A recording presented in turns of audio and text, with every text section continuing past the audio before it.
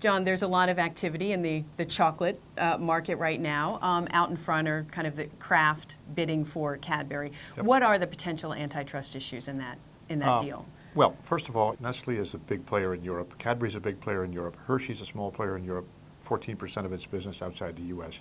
So that's the big antitrust issue. That's Nestle. Nestle can't do it. Kraft has no antitrust issue, so it's all about money for them.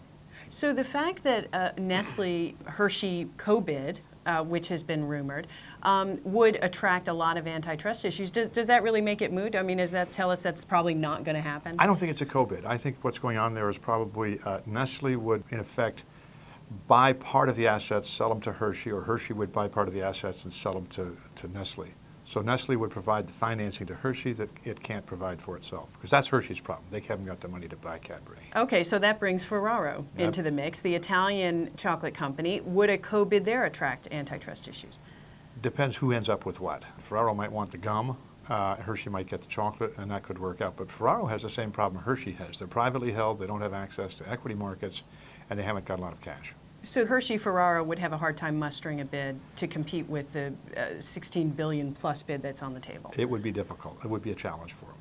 And certainly at the same time, you've got so many rumors swirling. You've got possible private equity coming in. There must be some fear that if a deal goes through, that Cadbury would simply be broken up.